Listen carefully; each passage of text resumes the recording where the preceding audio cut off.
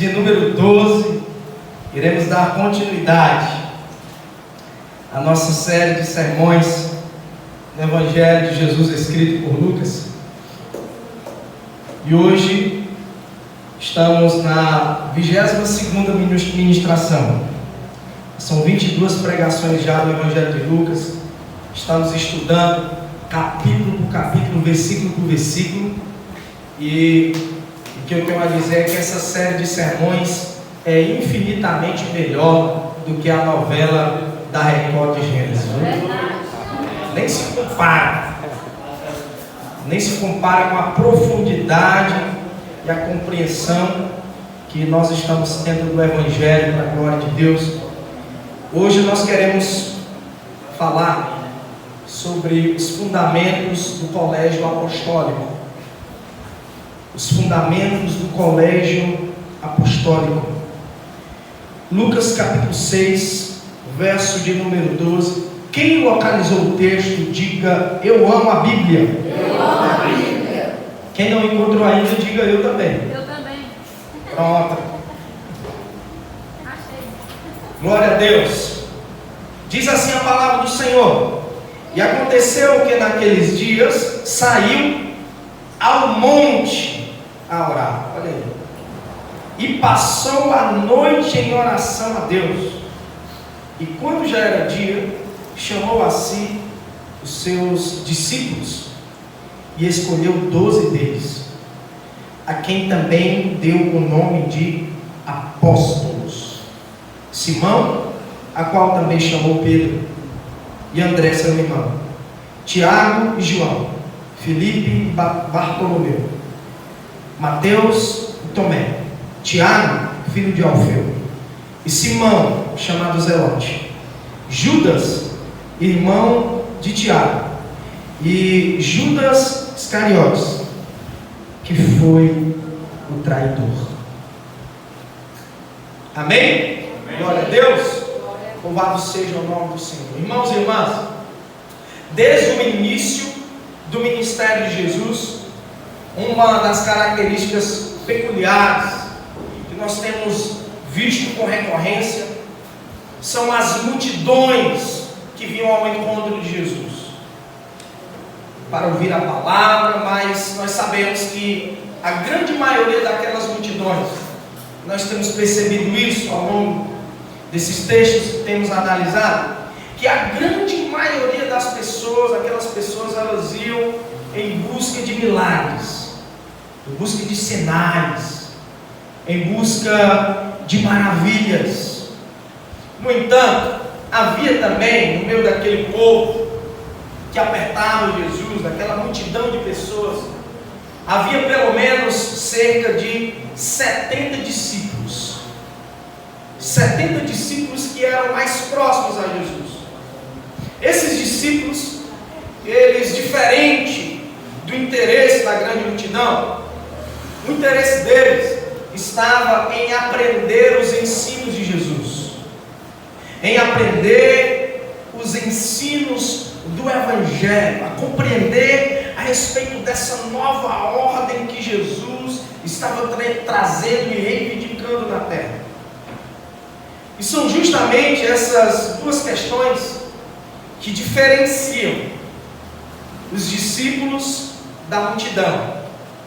A multidão quer milagre, mas o discípulo, ele quer a palavra. A multidão não se contenta enquanto não vê algo espetacular, algo extraordinário, mas o discípulo não. Ele se contenta, ele se alegra em aprender a palavra.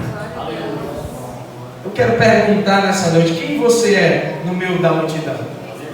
Você é multidão ou você é discípulo?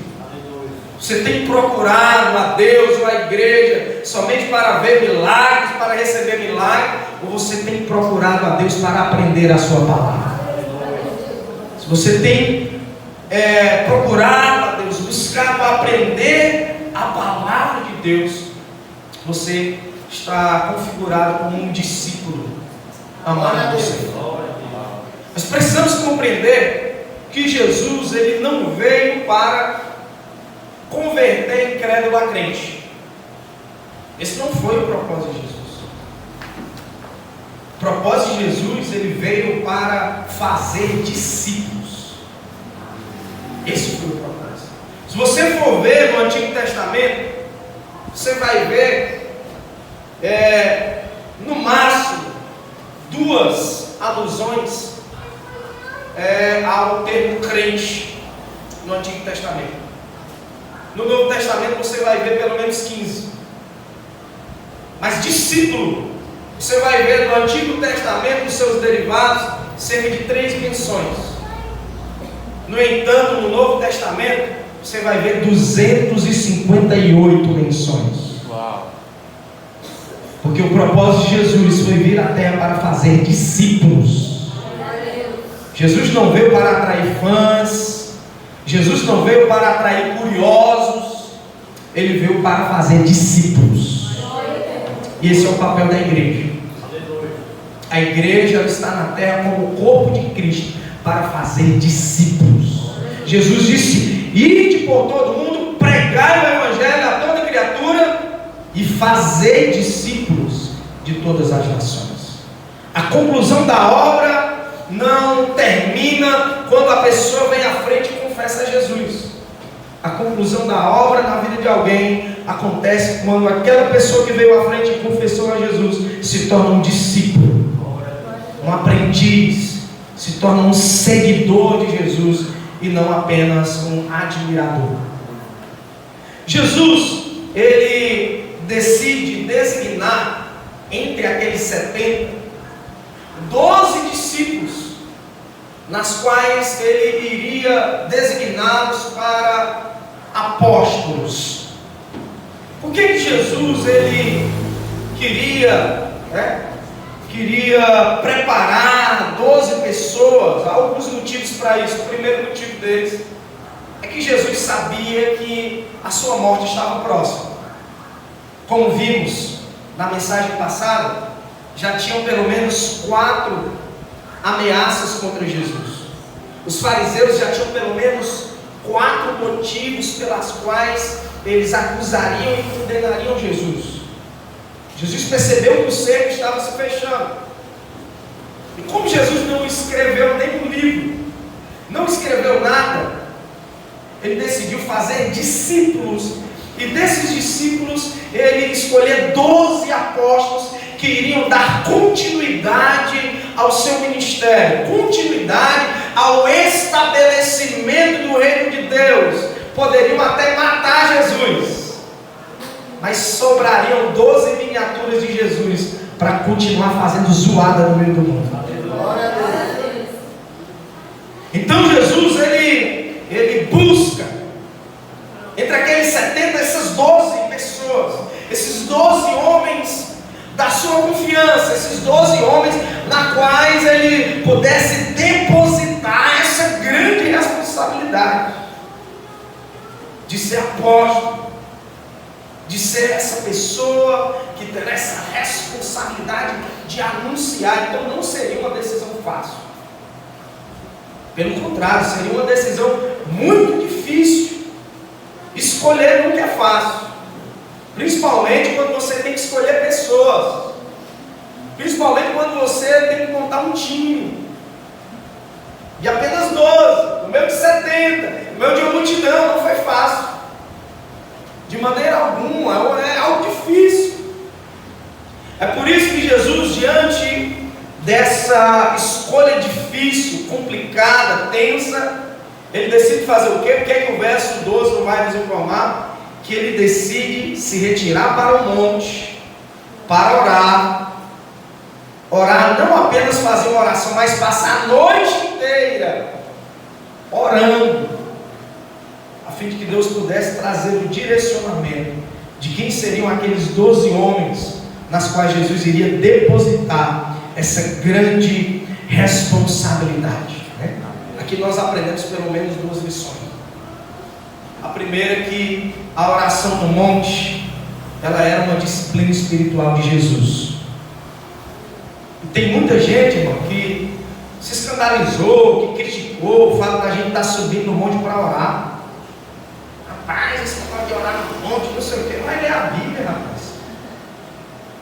Vai ler a palavra. Não precisa se preocupar com quem está subindo um monte para orar, para buscar a presença de Deus. Isso aqui é palavra, irmão. Isso aqui é o que Jesus fazia. O camarada fica...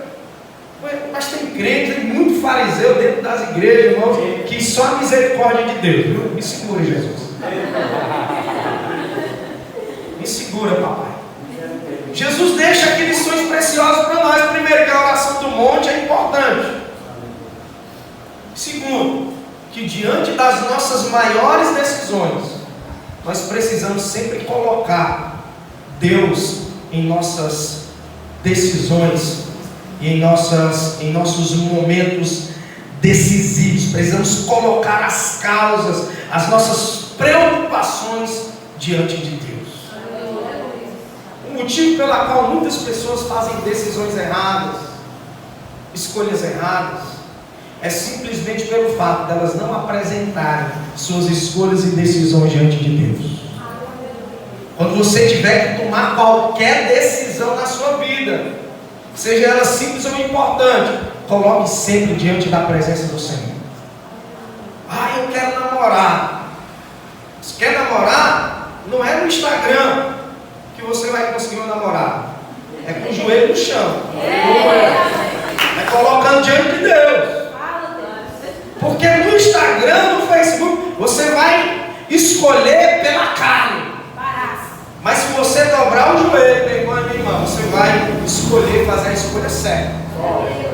Você vai ler em Gênesis a história de Isaac. Isaac nem precisou ir atrás da varoa, não. Ele apenas dobrou o joelho dele no campo. Aí Deus preparou a bênção dele. Tem irmão aí que quer desencalhar e não coloca nem diante de Deus. Tem irmão aí que quer tomar uma decisão da profissão, da faculdade, ou de alguma coisa na sua vida, uma viagem que tem que fazer, e não coloca diante de Deus. Aí quebra a cara, aí se embaraça, aí entra no laço. Por isso é importante. Aprendemos essa lição forte, pontual, relevante, fundamental de Jesus para nós. Tudo que formos fazer, nós temos que colocar diante de Deus em oração. Foi isso que Jesus fez. Ele passa a noite inteira em oração. E o verso 13 vai nos dizer: quando já era dia, ele chamou os seus discípulos, aqueles 70. E daqueles 70, ele escolheu 12. O verso 13 vai nos dizer: esses 12, ele vai designá-los como apóstolos. Quem foram os 12? Simão Pedro, André, seu irmão. Verso 14 ao 16 vai nos descrever quem eram eles: Tiago, João, Filipe, Bartolomeu, Mateus, Tomé, Tiago, filho de Alfeu, Simão, chamado Zelote, Judas, irmão de Tiago, e Judas Iscariotes, que foi o traidor. Nós temos aqui pelo menos 2 Judas, nós temos aqui pelo menos 2 Tiagos, nós temos aqui pelo menos 2 Simãos. Então é interessante você prestar atenção para não confundir. Talvez você não sabia que entre os 12 discípulos tinha 2 Judas. Tinha um traidor e tinha um Judas que era meio irmão de Jesus. Esse Judas, meio irmão de Jesus, foi inclusive que escreveu o penúltimo livro da Bíblia, a Epístola Universal de Judas, antes de Apocalipse. Tem apenas um capítulo. É esse, ele era meio irmão de Jesus, esse Judas. E aqui nós vemos também pelo menos 2 Tiagos. Nós vemos aqui Tiago, irmão de João. Nós vemos aqui um outro Tiago, que é filho de Alfeu. E ainda aparece aqui um outro Tiago, mas esse outro Tiago não está aqui entre os 12. Esse, quando ele se refere a Judas como irmão de Tiago, esse Tiago, esse terceiro Tiago, seria o irmão de Jesus, que se tornou o pastor da igreja primitiva de Jerusalém. Você vai ver relatado isso no livro de Atos. Então é importante compreendermos a vida, a história desses personagens. Por quê? Porque eles que foram escolhidos a dedo, o próprio Deus escolheu dentre toda E eram esses 12. E esses 12 agora entram em um terceiro nível. Eles não serão apenas discípulos, mas também serão apóstolos. Apóstolo significa alguém que é enviado para cumprir uma missão. Apóstolos eram uma espécie de embaixador do rei. Não sei se você assistiu aquele filme lá do 300 de Esparta, né? Chegou aquele homem peça lá, negro, com aqueles crânios nas suas mãos. Ali era o apóstolo. Alguém que foi enviado para cumprir uma missão, anunciar, fazer um anúncio do Pai. Então era isso, o papel do apóstolo naquela época. Nesse caso, eles seriam embaixadores do reino de Deus. Queriam levar adiante a mensagem do Senhor para toda a terra. Então seria algo de suma importância esse papel desses homens. E agora nós temos aqui pelo menos três tipos de crente, né? A multidão e o discípulo. A multidão é aquele que quer milagre, o discípulo é aquele que só quer aprender. Mas agora tem um apóstolo, aquele que aprendeu e vai ser enviado. E aí agora eu faço uma nova pergunta: quem você é no meio dessa multidão? Você é multidão, você é discípulo, ou você já se tornou como um apóstolo, enviado para pregar, né? Deus já tem levantado alguns apóstolos aqui, viu? Alguns pregadores do Evangelho, alguns embaixadores do reino de Deus. Esses 12 homens, eles iriam andar mais próximos de Jesus. Eles iriam assentar à mesa com Jesus, dormir com Jesus, acordar com Jesus, caminhar com Jesus por pelo menos cerca de 3 anos e meio. E esse período em que Jesus esteve com esses homens, dentro da teologia é chamado de colegiado apostólico, que foi o período em que eles tiveram nessa espécie de aprendizado, até realmente de fato serem enviados, definitivamente para cumprir a missão e o propósito de Deus aqui na terra. É bem verdade que durante esses 3 anos e meio eles foram uma ou outra vez enviados também. Você vai ver isso no decorrer das pregações e da nossa reflexão do Evangelho. Mas eu quero me deter nessa noite a respeito desse colegiado apostólico. Eu quero destacar e pensar com você nessa noite a respeito de 3 fundamentos desse colégio apostólico. É bem verdade que há muito mais, mas como o nosso tempo é curto para refletirmos, nós queremos destacar 3 aspectos, 3 fundamentos desse colegiado apostólico e depois concluir, né, com um bônus aí, com uma faixa bônus aí para a glória de Deus. Então vamos lá compreender qual era o primeiro fundamento desse colegiado apostólico. Sem precisar que você leia, né, algum texto, mas fazendo uma análise histórica desses 3 anos e meio em que Jesus desenvolveu esse colegiado apostólico, nós iremos perceber ao longo da Bíblia que um dos fundamentos desse colégio apostólico era o amor. Nós iremos perceber isso nitidamente, por quê? Porque se nós formos analisar o perfil desses 12 homens, as suas características, as suas personalidades, ideologias, nós iremos observar e perceber que esses 12 homens eram homens diferentes uns dos outros. Eram homens que tinham mentalidade diferente, visão de mundo diferente, personalidades totalmente diferentes uns dos outros. Por exemplo, se você for analisar a vida de Pedro e do seu irmão André, como de Tiago e João, a Bíblia vai nos deixar claro que eles eram 4 pescadores. Eram homens que eram trabalhadores, trabalhavam ali no mar, trabalho cansativo, trabalho popular, trabalho do povão. E se nós formos analisar a figura de um outro personagem desses 12, há, por exemplo, ali a figura de Mateus. Em algumas quartas-feiras atrás nós aprendemos que Mateus era o quê? Mateus era um... Oi? Cobrador de impostos, publicano. E nós sabemos que o antes Levi, agora Mateus, ele era um cobrador de impostos aliado do Império Romano, que se engajava ao Império Romano, traindo a sua pátria, e tinha a liberdade para aumentar a carga de imposto, para que ele pudesse subtrair para ele mesmo. Agora pense comigo, nós temos aqui um cobrador de impostos e 4 trabalhadores que têm que cobrar imposto, que têm que pagar imposto. Pense comigo, 4 judeus ali, pescadores que soa, que rala, aí quando é no começo do mês, vão lá pagar o imposto. Quando eles vão pagar o imposto, está lá Mateus, o cobrador de imposto, aquele que é extorquista, que extorquiu eles por muitas vezes, que cobrou, que além de traí-los, a sua pátria, deixar de trabalhar de maneira digna para aceitar uma profissão imunda, suja e traidora.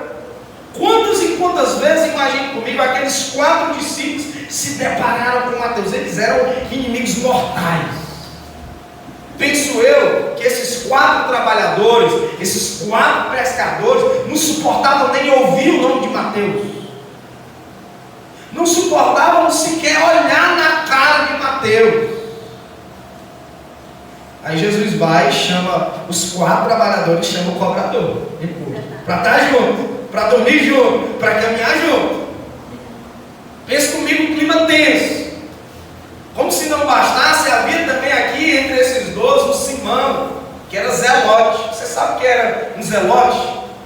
Zelote eram aqueles extremistas, eram os nacionalistas, eram aqueles judeus bem extremistas mesmo, aqueles que inclusive andavam armados e juntavam agrupamentos de guerrilhas e buscavam oportunidades para fazer guerra contra Roma.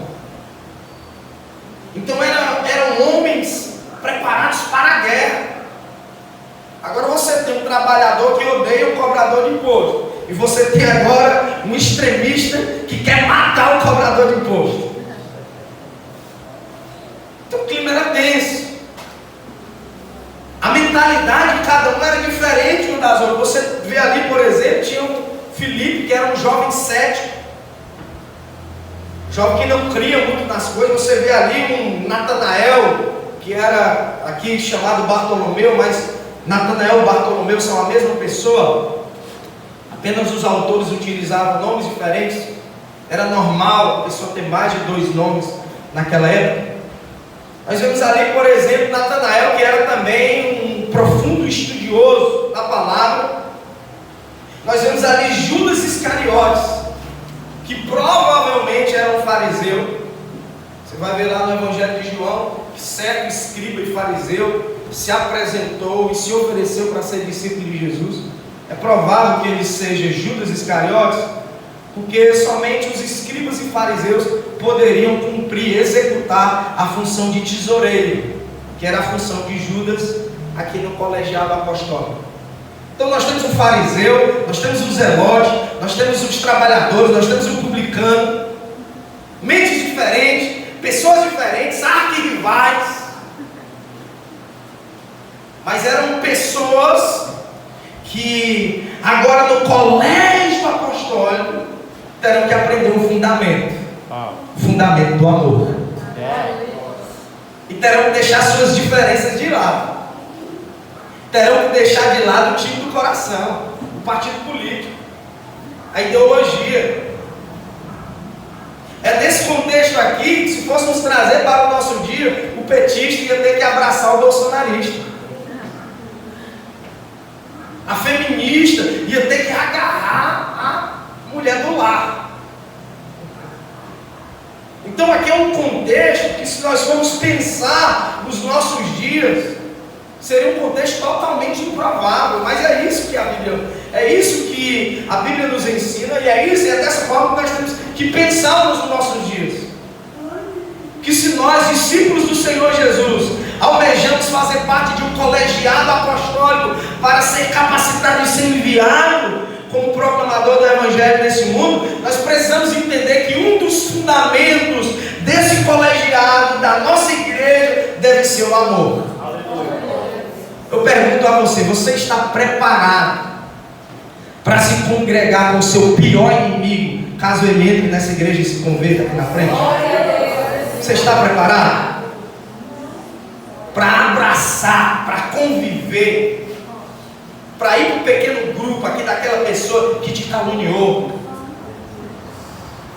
para ir para um pequeno grupo aqui na mesa, na comunhão, com uma pessoa que te falava mal de você, que era sua inimiga mortal? É uma reflexão profunda para fazermos aqui essa noite. Porque se nós estamos nesse colegiado apostólico, nós precisamos entender que da mesma forma que Jesus desfragmentou os grupos, as ideologias e colocou todo mundo na mesa, na comunhão do amor, Jesus ele pode fazer assim com você, com seu inimigo, com seu amigo, com o inimigo do seu inimigo. Ele pega todo mundo e coloca na mesa da comunhão, a fim de que você coloque em prática o amor. Porque é nesse colegiado apostólico, irmão e minha irmã, que as diferenças devem ficar de lado. É nesse colegiado apostólico que é a igreja do Senhor, que os ressentimentos ficam no passado, as mágoas dão lugar ao perdão, o rancor dá lugar à comunhão, porque um dos fundamentos do colegiado apostólico de Jesus na terra é o amor. Louvado seja Deus. Se você quiser saber mais sobre o amor, assista a mensagem de domingo, você vai compreender. Aí se prepara, segura na cadeira. Segundo fundamento, meu irmão e minha irmã, que eu quero destacar nesse colegiado apostólico, era a misericórdia de Deus.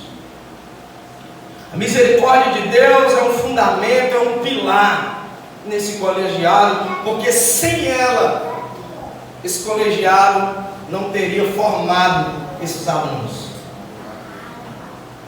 Se fazer parte do colegiado apostólico é se matricular na escola do amor, esse colegiado também nos chama a experimentar e a desfrutar da misericórdia de Deus. Amém. Porque esses 12 discípulos eram homens imperfeitos, eram homens cheios de falhas. Sim. Eram homens cheios de defeitos. E a Bíblia Sagrada, o relato dos Evangelhos, vai nos apresentar inúmeras dessas falhas e desses erros que esses homens cometiam. Por exemplo, o apóstolo Pedro, esse que encabeça a lista dos discípulos de todos os evangelhos, aquele que era a voz mais atuante. Talvez Pedro era o pior deles, né? Depois de Judas, é claro.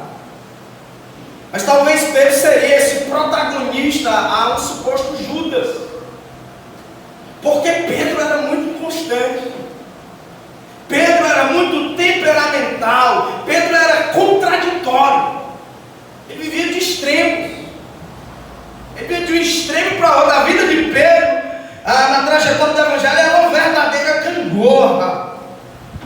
Você vai ver, por exemplo, lá no Evangelho de Mateus, no capítulo 14, do verso 28 ao 30, como que Pedro era capaz de ir da confiança para a dúvida. Certo dia, Jesus estava orando no monte, e ele começou a orar pela madrugada. Esse relato está lá, Mateus 14, a partir do verso 22. Jesus, ele se despediu ali dos discípulos da multidão e foi orar no monte. E quando ele desceu, eu havia orado a madrugada inteira, ele desceu caminhando pela praia, e de repente, no Espírito, no poder do Espírito Santo, ele já não estava pisando mais em solo firme, ele já estava caminhando sobre as águas. E ele saiu caminhando sobre as águas, e os apóstolos que estavam no barco, de repente, no meio daquela noite, no meio daquela tempestade, viram um homem como se fosse um fantasma vindo na direção deles, andando sobre as águas. E alguns deles pensaram: nossa, será que é um fantasma? Havia muitas lendas, crenças naquela época, que em noites de tormento, fantasmas costumavam caminhar sobre as águas, e eles imaginavam que estavam vendo ali um fantasma, quando de repente era o próprio Senhor Jesus indo ter com eles andando sobre as águas. Aí Pedro, confiante, ele declara: mestre, se é você, se é o Senhor, manda com que eu vá ter contigo aí sobre as águas. Aí Jesus diz assim: ó, vem. E ele foi, confiante.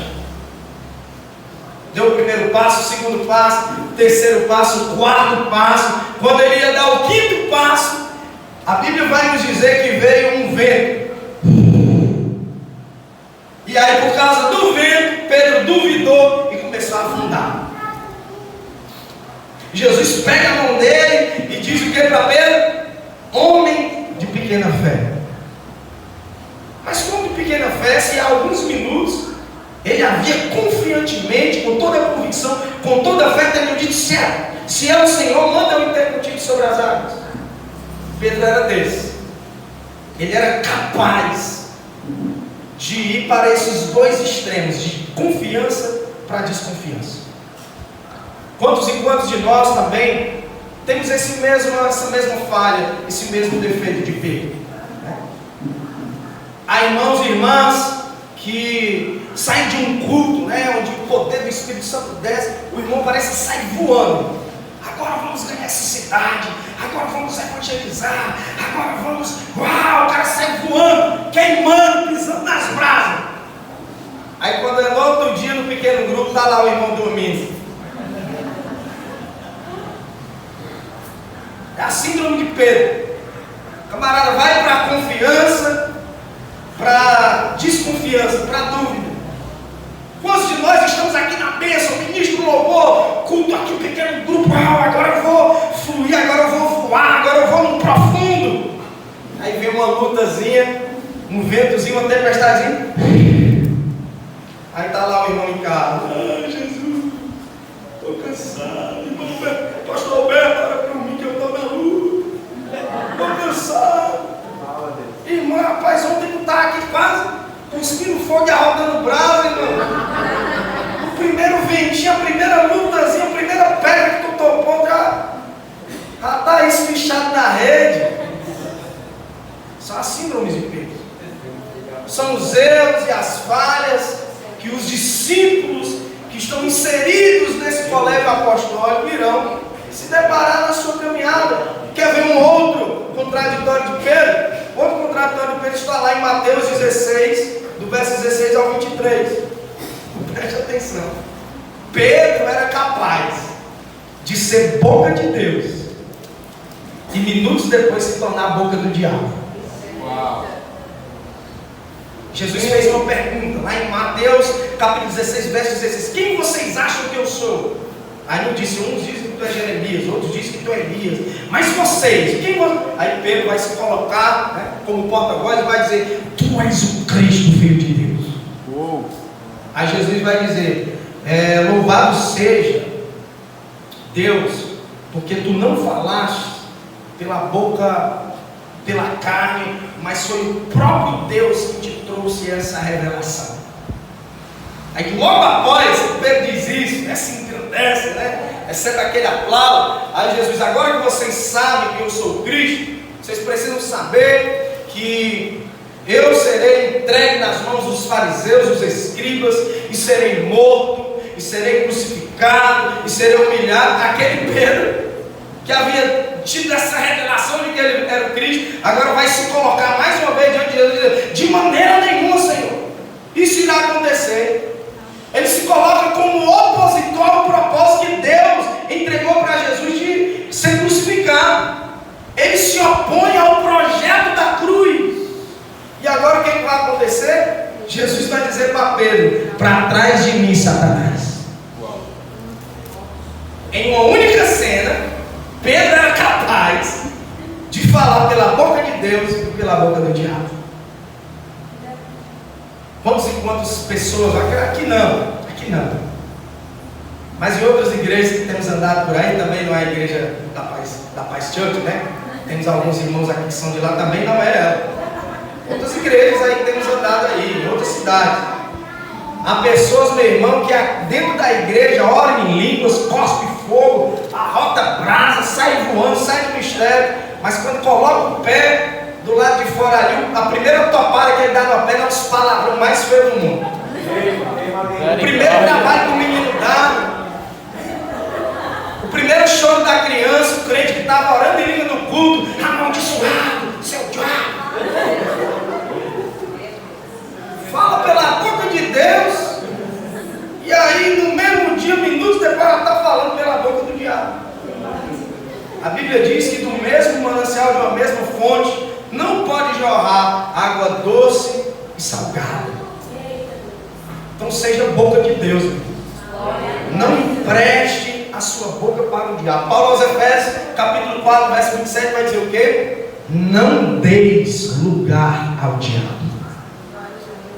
Porque ele é capaz de, mesmo que você tenha acabado de ser boca de Deus, se infiltrar e diante de Jesus fazer você virar a boca do diabo. Quer ver mais erros? A Bíblia é um livro extraordinário. Ela não mostra apenas os pontos fortes. Ela é um livro verdadeiro, que mostra as falhas, os erros das pessoas. Não para que viemos repetir, mas aprender com os outros, colocar a nossa barba de molho e não repetir os mesmos erros desses homens que fracassaram, que erraram. Marcos capítulo 4, capítulo 14, verso 27 ao 31, Pedro vai fazer promessas para Jesus que ele não tinha capacidade de cumprir. Mais uma vez Jesus vai falar que vai ser entregue, que vai ser preso, que vai morrer, que vai ser crucificado. Aí Pedro mais uma vez vai se colocar nesse contraditório, fazer promessas que ele não pode cumprir. Ele vai fazer pelo menos 3 promessas para Jesus. Ele vai dizer: Senhor, de maneira nenhuma eu vou te escandalizar. Aí depois ele vai dizer: Senhor, ainda se possível eu vou morrer contigo. E depois ele vai dizer: Senhor, eu jamais irei negá-lo. Aí no mesmo momento Jesus olha para ele e diz: antes que o galo cante pela segunda vez, 3 vezes tu me negarás. Esse era Pedro. E como de fato isso aconteceu, Jesus foi preso e Pedro negou a Jesus 3 vezes, enquanto o galo cantou 2 vezes. Era um galo não? Era um galo sim ou não? Não. Isso é matéria para a escola bíblica domingo. Me lembro de perguntar na escola dominical se foi um galo que cantou ou se foi outra coisa. Amém? Fica aí a curiosidade aí, mas não vai distrair a atenção não. Segura aí. Quer ver um outro aspecto na vida de Pedro? Pedro era temperamental. Capítulo 18, verso 10 do Evangelho de João. Jesus é preso lá no jardim do Getsemane. E tinha um servo do sumo sacerdote que estava ali naquela incursão, né? Quando se aproximou de Jesus, Pedro pegou a espada e deferiu um golpe e arrancou a orelha do servo do sumo sacerdote. Pedro era pescador, vocês lembram? A rede ele lançou fora. A rede ele abandonou e seguiu Jesus. Mas a peixeira continuou na cintura. As redes se converteram, mas a peixeira não. A peixeira ficou ali só esperando uma oportunidade. Tem muito crente com essa síndrome de Pedro, que se converteu, mas a peixeira continua na cintura, só esperando a oportunidade para arrancar o braço de um, a perna de um. Nós fomos para um retiro aí, alguns anos atrás, e tinha um jovem lá, né, que foi para o retiro, todo mundo na gincana e tal, e aquela competição. E aí era a última prova valendo não sei quantos pontos lá.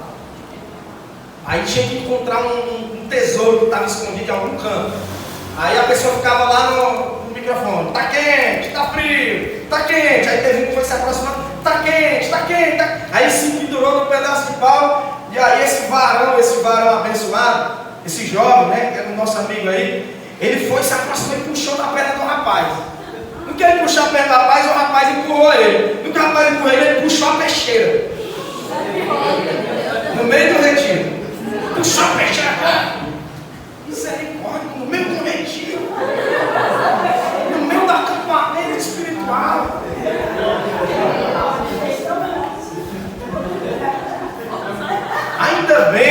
ainda bem que Jesus converteu esse camarada. E ele tem que subir do monte mais nós.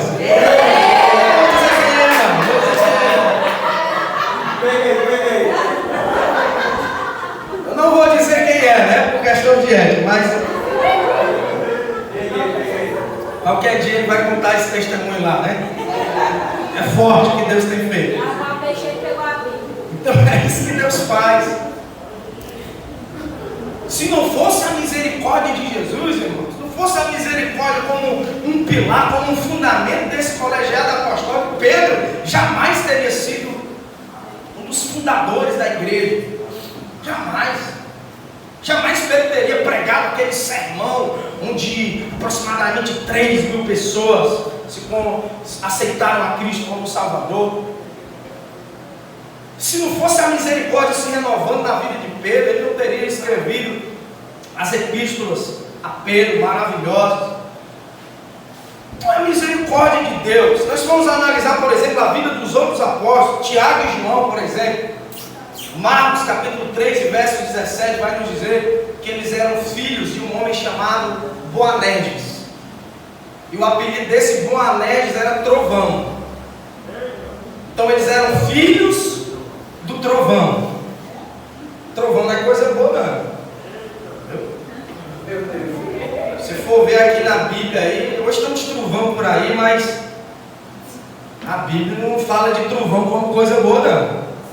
Coisa boa é o fogo, é a nuvem, mas o trovão não. Esses trovão aí que Deus tem levantado aí eram filhos do trovão. Mas sabe por que eles eram filhos do trovão, considerados? Você só vai saber na narrativa dos evangelhos. Capítulo 9, verso 54.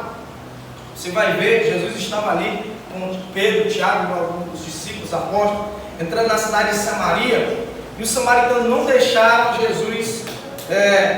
Jesus dormir em alguma pousada lá. Não receberam Jesus, não recepcionaram Jesus. Aí sabe o que aconteceu?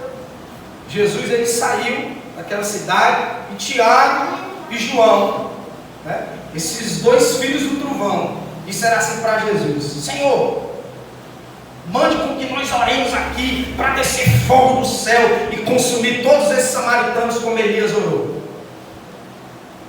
Eram pessoas explosivas. Então trovão é isso na vida deles. É que eram homens extremamente temperamentais, homens raivosos, estressados. Só porque ouviram um não, quiseram acabar. Aí Jesus vai dar uma resposta contundente para eles: eu não vim para destruir as almas, mas eu vim para salvá-las. Ainda bem. Esses homens também, a Bíblia vai nos dizer em Marcos capítulo 10, verso 37, chegaram para Jesus e disseram assim: Senhor, quando o Senhor vier na sua glória, permita que eu e meu irmão Tiago nos assentemos ao lado do trono, eu do lado direito e Tiago do lado esquerdo do teu trono. Eram pessoas que estavam em busca de fama, em busca de posição, com ódio das pessoas, querendo matar as pessoas. Quantos e quantos? Estou falando de Tiago e João. João era o apóstolo do amor, depois ele vai se tornar aquele que colocava a cabeça no peito de Jesus. Tiago vai ser o primeiro mártir, o primeiro dos 12 que morreu pelo evangelho é esse Tiago aqui. Mas até eles se tornarem esses homens, eles tinham essa personalidade. Eram os homens que tinham defeitos. Eram homens que queriam fama, que queriam posição, que queriam matar as pessoas. E quantos Tiagos e Joãos tem nas igrejas hoje? Meu Deus. Querendo só fama. Se não me der uma oportunidade para me pregar, eu vou para outra igreja. Se não me consagrar para obreiro, eu vou ali para uma igreja ali que, primeiro que eu for lá, destaca logo uma gravata no meu pescoço e me bota no culto. Se não deixar eu fazer parte do ministério de louvor, eu vou cantar no mundo. Pessoa que só quer fama. Pessoa que só quer posição. Não entendem que o reino não é busca por status, por fama, por ódio às pessoas, pelo contrário. O reino é um serviçal. Aquele que quiser ser o primeiro deve servir a todos. O reino, o modelo de rei, de líder é Cristo. E Ele é aquele que veio para servir as pessoas e dar sua vida como resgate de muitos. O que Deus tem para nós como discípulos não é um trono nesse primeiro momento, e sim uma toalha e uma vasilha para lavar os pés das pessoas. Para servir, porque aqueles que não vivem para servir, não servem para viver. Como dizia o pastor Ebi Huber, pessoas salvas servem pessoas. Então é isso que nós precisamos compreender, irmãos e irmãs, o que dizer de Filipe. Filipe também era um homem cético, racional. Quando Jesus ia fazer aquele milagre da multiplicação dos pães, em João 6, Jesus ele vai fazer uma pergunta tendenciosa para testar. Ele vai perguntar: onde é que a gente pode comprar pão para alimentar essa multidão? Sabe o que Filipe vai responder para Jesus?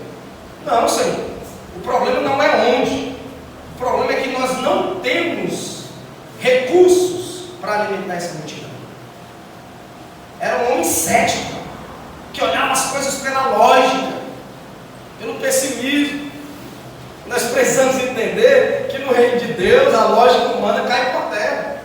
Glória a Deus. No reino de Deus a inteligência humana é humilhada. Porque nós servimos a um Deus que pode muito bem, em apenas 7 meses, nos colocar aqui no centro da cidade, com equipamento, com estrutura, glorificando e exaltando ao nome do Senhor. Na lógica humana, isso aqui seria impossível. Mas para Deus nada é impossível. E nós, infelizmente, nos deparamos aqui acolá com algum Filipe dentro da igreja. Você quer fazer uma coisa, irmão? Não tem condições não. Não, mas não tem dinheiro não. Não, mas não tem. Filipe, aprenda, Filipe, que a lógica do reino é totalmente diferente da lógica humana. Nós cremos em um Deus do impossível, em um Deus que tudo pode fazer, principalmente se for para glorificar o nome dele. O que dizer, meu irmão e minha irmã, de Bartolomeu, é Natanael. João capítulo 1, verso 45 vai nos dizer que quando Jesus estava chamando os primeiros discípulos, esse Filipe chegou para Natanael e dizia: Natanael, nós achamos o mestre, nós achamos o Messias. Aí Natanael perguntou: de onde é que ele é? Aí Filipe respondeu: ele é de Nazaré. Sabe qual foi a reação de Natanael? E pode vir alguma coisa boa de Nazaré? Era um homem extremamente preconceituoso. Para ele, Deus não usaria pobre. Para Deus não levantaria ninguém de um lugar pobre. Mas ainda bem que Deus levantou aqui pessoas nessa igreja, lá do buraco da Gia, Novo Horizonte. Porque Deus ainda é aquele que levanta pessoas dos lugares improváveis. Esse é o nosso Deus. O que dizer, meu irmão e irmã, de Tomé? Acho que você já ouviu um dizer popular: rapaz, você é igual a Tomé, você não crê em nada. Tomé era esse. Tomé, por exemplo, era um desses apóstolos que, quando Jesus trouxe aquela reflexão em João 14, a respeito de quando ele iria preparar as moradas eternas, que ele iria para o Pai, Tomé vai chegar para Jesus, mesmo tendo ouvido 3 anos e meio os ensinamentos de Jesus, ele vai perguntar: Senhor, mas como que nós iremos para esse lugar? Qual é o caminho? Mostra-nos no caminho. Aí é nesse contexto que Jesus vai trazer aquela verdade emblemática: eu sou o caminho, a verdade e a vida. Ninguém vem ao Pai senão por mim. Mas Tomé era esse, incrédulo. E quantos Tomés ainda existem nos dias de hoje? Pessoas incrédulas, que não creem em nada, que não conseguem colocar a sua fé em ação. Tomé era tão incrédulo que quando Jesus ressuscitou, João 20, 25 vai nos dizer que ele, quando soube da notícia, disse assim: acredito que ele ressuscitou. Aí chegou Maria e disse: ele ressuscitou. Não acredito não. Chegou Pedro e João e disse para ele: ressuscitou. Aí ele respondeu da seguinte maneira: eu só acredito se eu ver ele e se eu colocar o meu dedo lá no local onde os cravos estavam. Quando Jesus veio, ressuscitou, entrou naquela casa, ele foi lá, tocou no local, só creu quando tocou, quando viu. Mas também depois que ele tocou, ele dobrou o joelho e disse: tu és o meu Senhor, tu és o meu Salvador, tu és o meu Cristo. Mas tem muito crente tão merda nos dias de hoje, que Deus fala, que Deus promete, que Deus garante que vai fazer algo na vida dele, mas ele não crê, não acredita, não tem fé. Por isso, não seja um crente Tomé, meu irmão. Não seja um crente. Se Deus ele te prometeu, se Deus ele falou, ele vai fazer. Aleluia. Fé é a certeza daquilo que não estamos vendo e a convicção daquilo que estamos esperando. É isso que diz em Hebreus 11, verso 1. Mas, irmãos e irmãs, o que falar também de Judas Iscariotes? Judas Iscariotes talvez era o mais preparado, o mais gabaritado entre esses 12. É por isso que ele era o tesoureiro. No entanto, João capítulo 2, verso 6 vai nos dizer que ele roubava aqueles dinheiros, aqueles recursos que entravam na bolsa. Ele roubava. A Bíblia vai nos dizer também, Marcos capítulo 10, 14, verso 10 e 11, que Judas vai vender Jesus por 30 moedas de prata. Talvez você diga: uau, vendeu Jesus por 30 moedas de prata. Tem crente que vende Jesus por muito menos. Tem crente que vende Jesus por uma noite de carnaval. Tem crente que vende Jesus por um pecado oculto. Tem crente que vende Jesus por muito menos. Mas esse era Judas, aquele que foi capaz de ser tão cínico que na mesa da ceia Jesus ele revelou: um de vocês irá me trair. Ele aí teve a cara de pau de perguntar: sou eu, Senhor? Tem crente que é assim, né? A cara lavada. Ele era tão falso que para que os soldados que foram prender Jesus soubessem quem era Jesus, porque Jesus era tão comum, era tão parecido com os discípulos, que os romanos não conseguiam identificar quem era Jesus quando ele estava com os seus discípulos. Os soldados ali: vamos prender ele, mas ele é qual daqueles? Aí Judas combina: ele é aquele que eu beijar. E ele abraça Jesus, dá um beijo em Jesus, não em forma de carinho, mas para apontar, para dizer aos soldados romanos que aquele que estava levando aquele beijo era Jesus. Então, era um cara cínico, era um cara falso, era um cara ladrão e era um cara obstinado.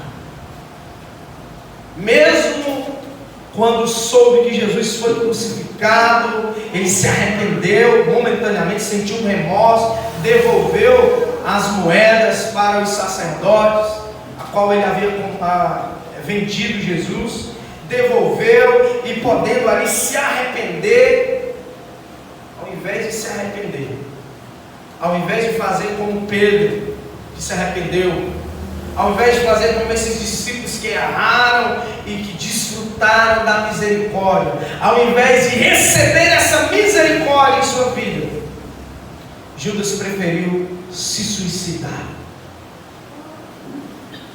por não crer, por ser essa pessoa obstinada para o mal. Há muitos Judas nos dias de hoje? Há muitos Judas nos dias de hoje. Pessoas obstinadas.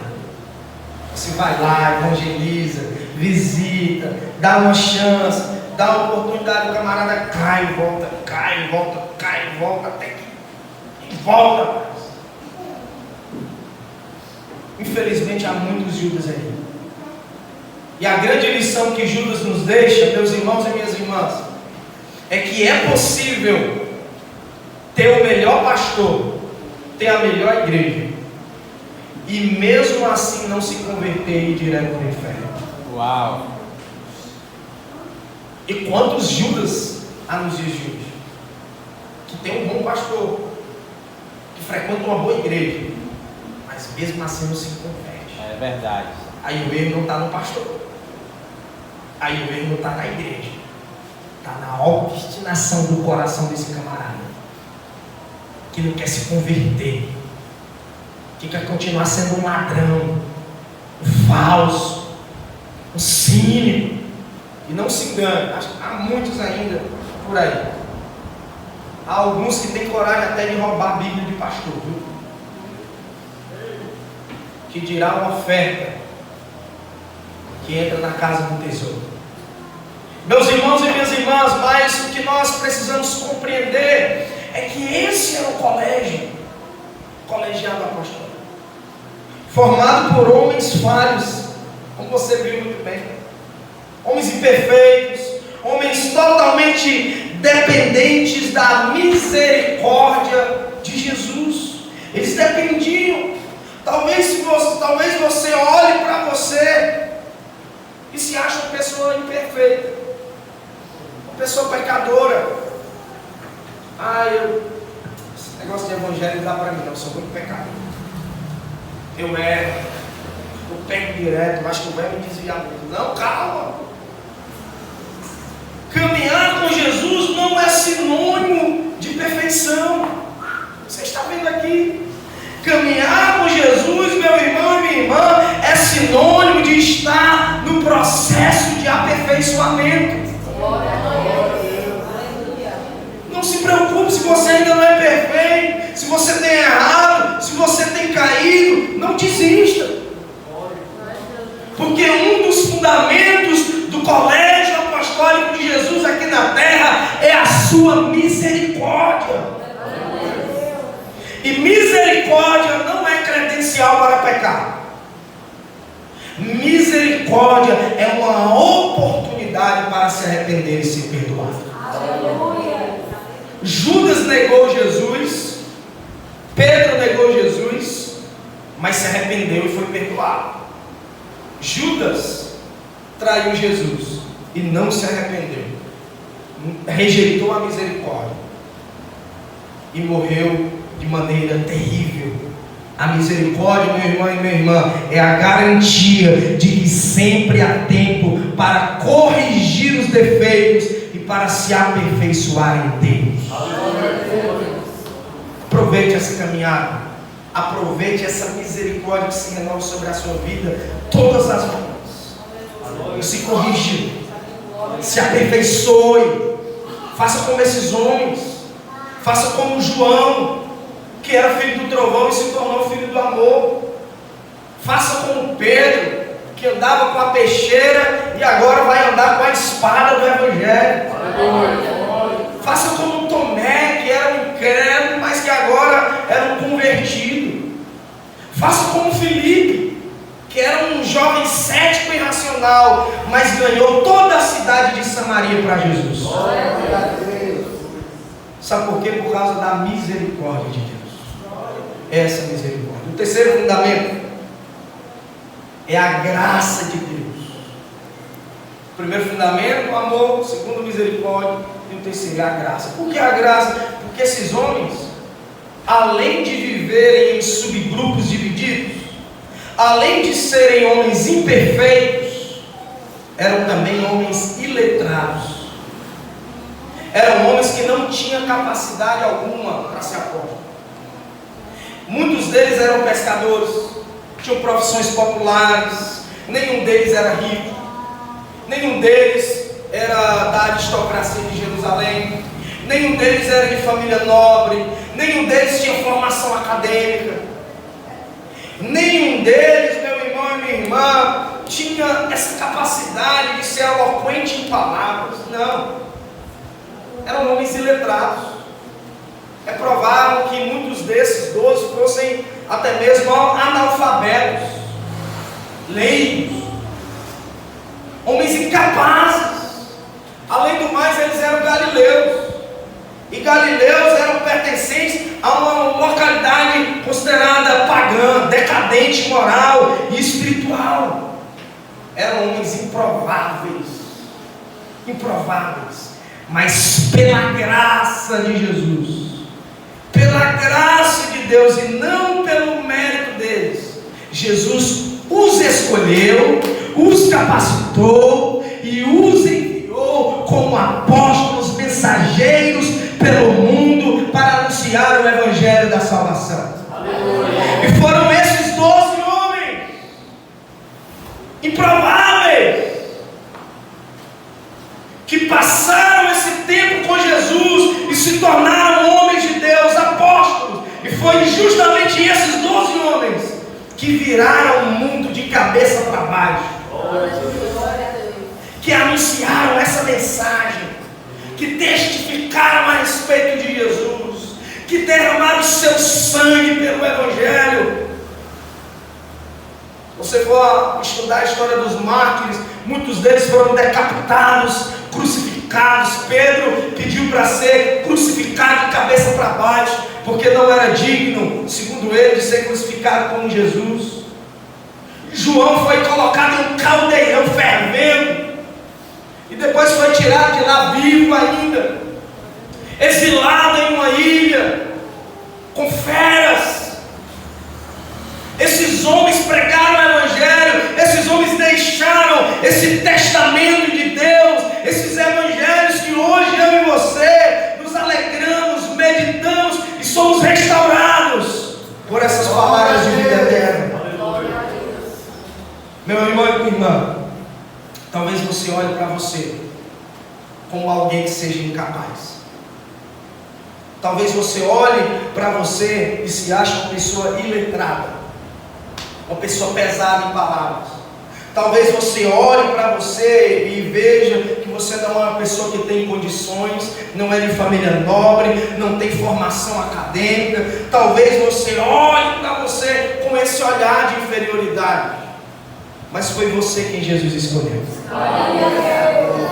Foi justamente você quem Ele escolheu para ser discípulo. Foi você que Deus escolheu para capacitar nesse colégio apostólico, a fim de enviar você no poder do Espírito Santo para pregar essa mensagem nos 4 cantos dessa cidade, para a glória de Deus. Glória a Deus. E a mesma graça que capacitou esses homens, ela é suficiente para capacitar eu e você.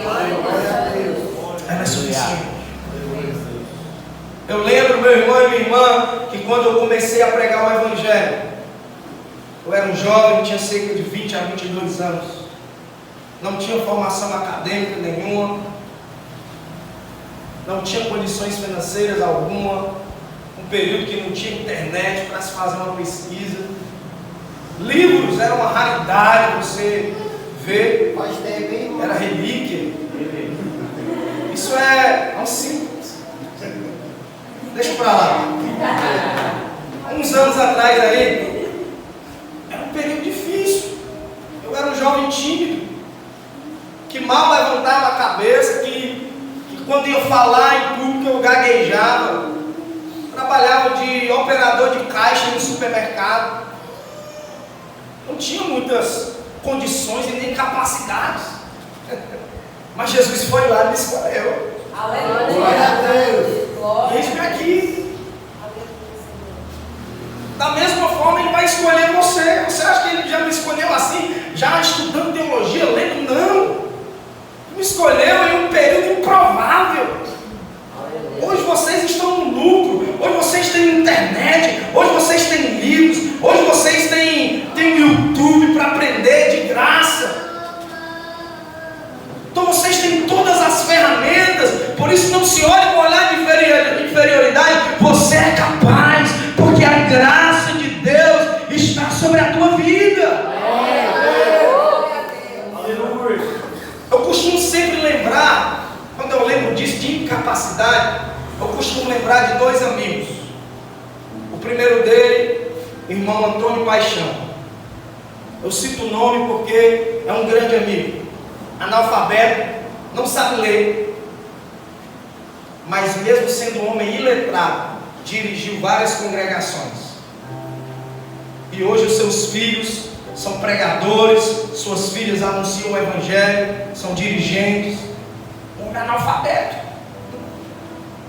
nem lia a Bíblia. Quando chegava a hora da leitura, ele chamava alguém para ler, e aí ele pregava, não sabia ler.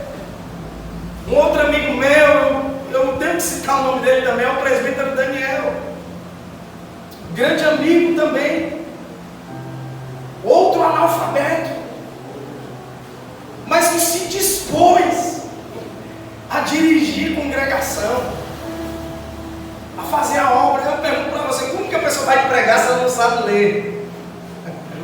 Sabe o que era que ele fazia? Ele acordava de manhã, pode aumentar o fundo musical. Ele acordava de manhã, e na hora do café, ele mandava a sua esposa abrir a Bíblia e ler um versículo para ele. E aí a esposa dele lia um versículo. Aí ficava lendo, lê de novo. Ela lia a segunda vez. Ele dizia, lê de novo. Ela lia a terceira vez. Lia umas 5 vezes. Aí ele ia decorando aquele versículo. Quando era meio-dia, na hora do almoço, ele, mulher, pega a Bíblia aí e confere aí se o versículo está certo. Ele ia recitar de acordo com aquilo que ele decorou. E aí ela está quase certa, faltou só uma palavrazinha aqui. Aí ele corrigia. E aí ia decorando. Quando chegava à noite, ele já tinha decorado o versículo. E ele chegava, dizia o livro, capítulo, versículo, abria a Bíblia, mas não sabia ler. Fingia que estava lendo decorado, mas pregava o evangelho. Qual a desculpa que você vai dar, meu irmão? Qual a desculpa que você vai dar para Deus? Qual a desculpa? Ele te deu inteligência, Ele te deu capacidade, Ele te deu ferramentas. E tem crente que fala de tudo, fala de futebol, fala da vida do Cicano, do Beltrano, mas não prega a palavra. Meu irmão, vamos acordar, vamos despertar. Porque Deus não te chamou para ser multidão, Deus te chamou para ser discípulo, Deus te chamou para ser apóstolo.